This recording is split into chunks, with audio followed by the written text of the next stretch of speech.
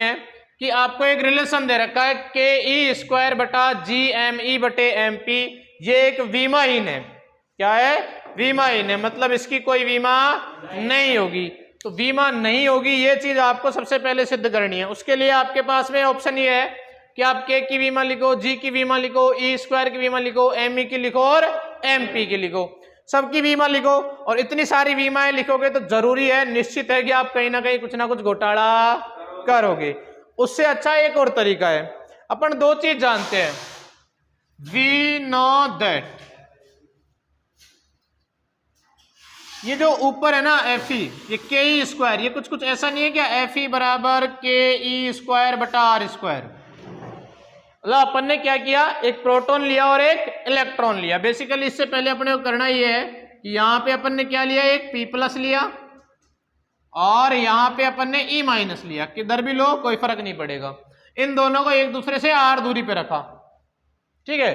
तो इनके मध्य इलेक्ट्रोस्टैटिक बल कितना हो जाएगा? स्थिर वैद्युत बल एफ ई बराबर के ई स्क्वायर बटे आर स्क्वायर, क्योंकि इसका आवेश भी ई और इसका आवेश भी ई, तो बल तो हो गया, एफ ई की वैल्यू मिल गई।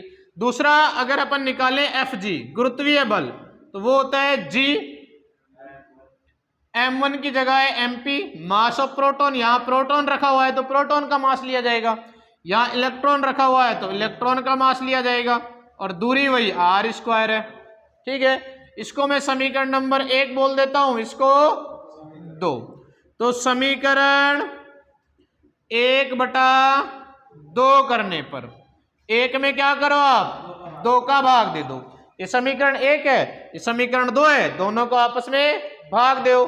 तो इधर से देखो क्या हो जाएगा, एफ ई बटे एफ जी बराबर के ई स्क्वायर बटे आर स्क्वायर बटे G M P M E बटे आर स्क्वायर। देखो आर स्क्वायर से आर स्क्वायर कटेगा, ये विपरीत होके यहाँ आ जाएगा, मतलब कुल मिला के आपको मिलेगा क्या, आपको मिलेगा एफ ई बटे एफ जी बराबर के ई स्क्वायर बटे G M P M E. यहां तक मतलब वो रिलेशन मिल गया जो अपने को दे रखा था। ये पता चला रिलेशन कहां से आया।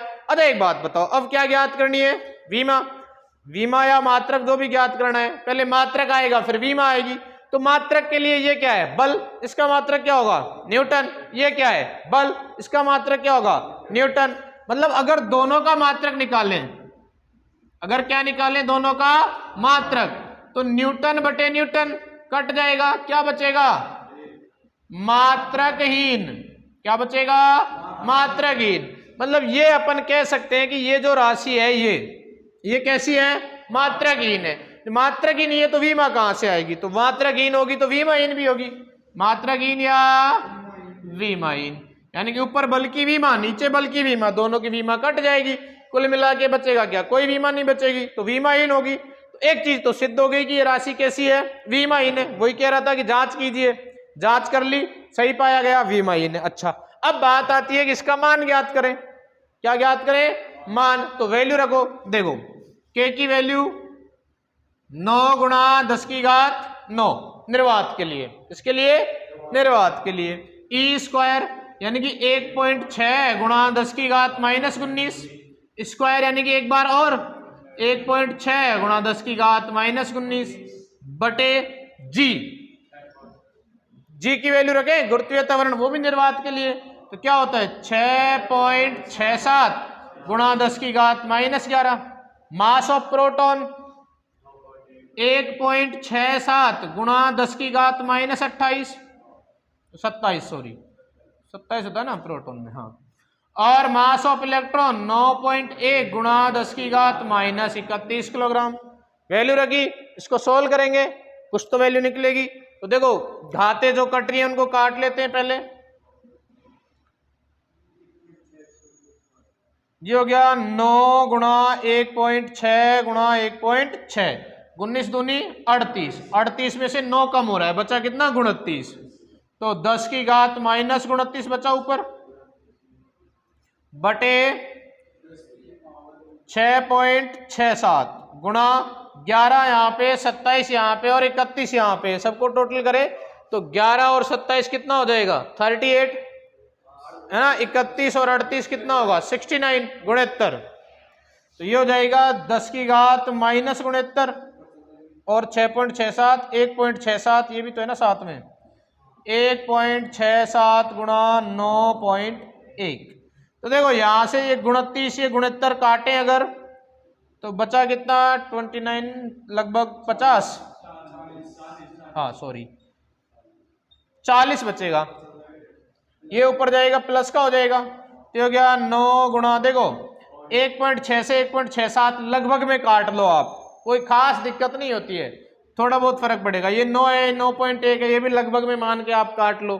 तो ऊपर तो क्या बचा 1.6 यहाँ पे बचा 1.6 नीचे बचा 6.67 गुणा 10 की घात 40 ये कुछ वैल्यू आएगी।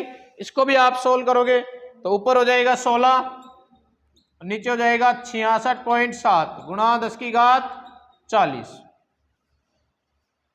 इसको भाग दे लेना कुछ 0 पॉइंट कुछ आएगा, क्या वैल्यू आ रही है वो इसकी वैल्यू आ जाएगी क्या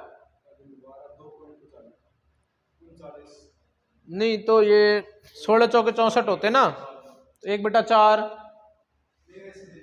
वैसे दे लो इसको। देखो 66 पूरा नहीं मान सकते ना पॉइंट भी तो है साथ में 667 हो जाएगा ना 40 को 39 कर ले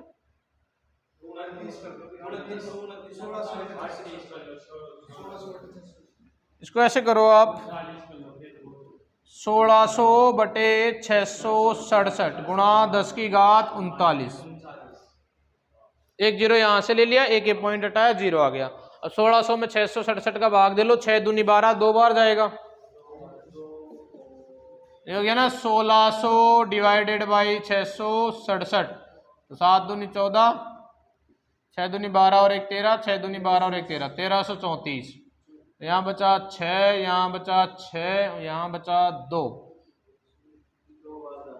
2.0 6 18 6 चौके 24 लगभग 4 बार तो कुछ आएगा 2.4 गुणा 10 की घात 39 ये वैल्यू आएगी इसकी।